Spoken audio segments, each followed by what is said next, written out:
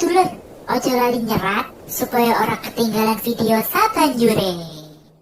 Lawak Jawa.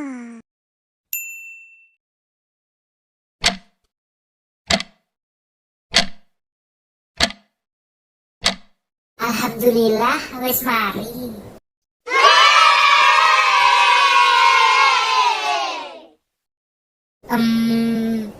Mbah nang ngendi ya? Kok ora enek beneke? Oh, mesti ndelok TV iki. Rono ae lah. Tahun niki sak donya digegerne karo sing jenenge virus corona. Ing Indonesia sing wis positif nganti 2000 punjul. Sing ninggal 191, sing mati. Loh, kok mati lampu? Apa orang bayar listrik ya iki? Kayaknya wis to. Ayam.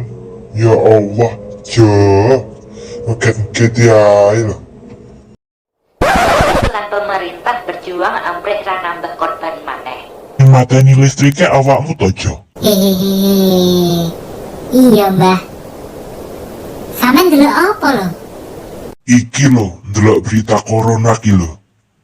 Kok ngedeni to? Ngedeni ya, Mbah. Iya, sakjane untuk mek gur tahun iki tok. Tapi wong biyen dhisik ya wis tau enek. Oh, ngono ya, Mbah. Iya. Ngono kuwi jenenge pagebluk. Wong dhisik lek enek ngonoan, percaya lek betah melek bengi iso bakal slamet. Lah, aku lho ya betah melek bengi, Mbah. Dadi ya bakal slamet no.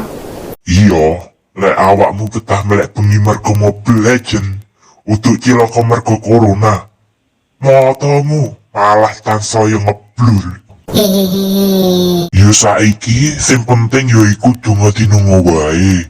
Muga kabeh diparingi keselamatan. Amin.